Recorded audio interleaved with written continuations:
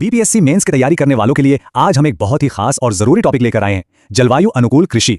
तो आज हम क्या क्या देखने वाले हैं। सबसे पहले समझेंगे कि यह है क्या, फिर इसकी तकनीकें, फायदे, इसमें क्या मुश्किलें आती हैं, सरकार क्या कर रही है और आखिर में आगे का रास्ता क्या है। तो चलिए शुरू करते हैं पहले पॉइंट से। समझते हैं कि आखिर ये जलवायु अनुकूल कृषि या क्लाइमेट रेजिलिएंट एग्रीकल्चर है क्या। तो देखिए, ये खेती का एक ऐसा तरीका है जिसमें 3 चीजों पर एक साथ फोकस होता है। पहली, पैदावार बढ़े लेकिन टिकाऊ तरीके से। दूसरी, खेती इतनी मजबूत हो जाए कि सूखा, बाढ़ जैसे झटके झेल सके। और तीसरी, सबसे जरूरी, ग्रीन हाउस गैसों का निकलना कम हो। मतलब एक तीर से कई निशाने। अच्छा, ये पूरी स्ट्रैटेजी ना 4 पिलर्स पर टिकी है। पहला है शमन, मतलब ग्रीन हाउस गैसों को कम करना। दूसरा, जल प्रबंधन, यानी मिट्टी में नमी बनाए रखना।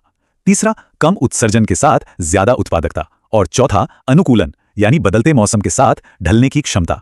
तो ये तो हो गई थ्योरी। अब सवाल ये उठता है कि असल में खेतों में ये काम कैसे करता है। चलिए इसकी तकनीकें देखते हैं। इसमें सबसे पहली और सबसे जरूरी तकनीक है संरक्षण कृषि। इसके अंदर 3 चीजें आती हैं।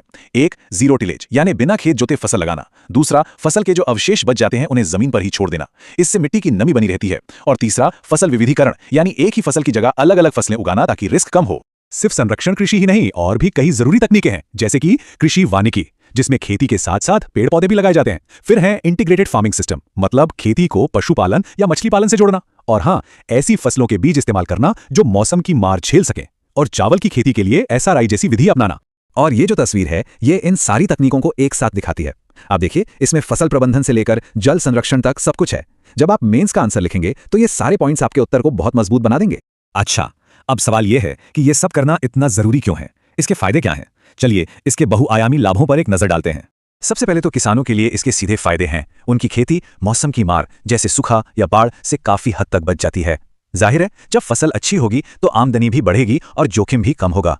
और देखिए, जब किसान मजबूत होता है तो इसका फायदा पूरे समाज को मिलता है। देश की खाद्य सुरक्षा पक्की होती है, गांव की अर्थव्यवस्था को सहारा मिलता है और बेहतर पोषण से लोगों की सेहत भी सुधरती है। और बात सिर्फ किसानों और समाज की नहीं है, पर्यावरण के लिए भी एक बहुत बड़ा कदम है। इससे खेती से निकलने वाली ग्रीन हाउस गैसें कम होती हैं, मिट्टी की सेहत सुधरती है और हमारी बायोडाइवर्सिटी भी बची रहती है। अब सुनने में तो ये सब बहुत अच्छा लगता है, लेकिन इसे जमीन पर उतारना उतना आसान नहीं है। इसे अपनाने में कई बड़ी चुनौतियां भी हैं।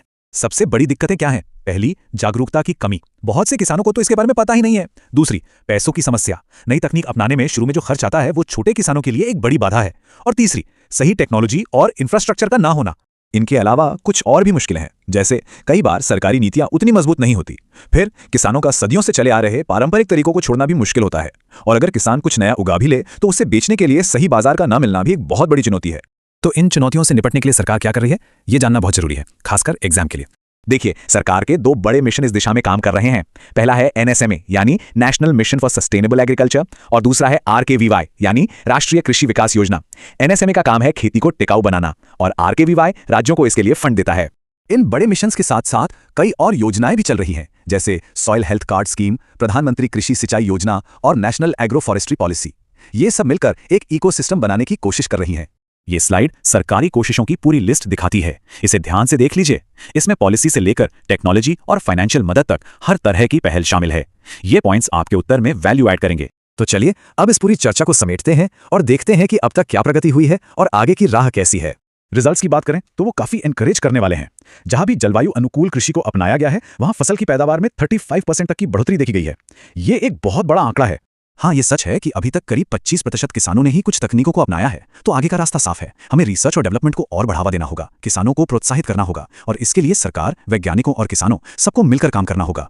और आखिर में हम आपको इस एक सवाल के साथ छोड़ के जा रहे हैं, सोचिएगा जरूर। क्या जलवायु अनुकूल कृषि ही भारत के कृषि का भविष्य है? ये एक ऐसा सवाल है जिसे आप अपने एग्जाम के कंक्लूजन में इस्तेमाल करके एक मजबूत अंत दे सकते हैं।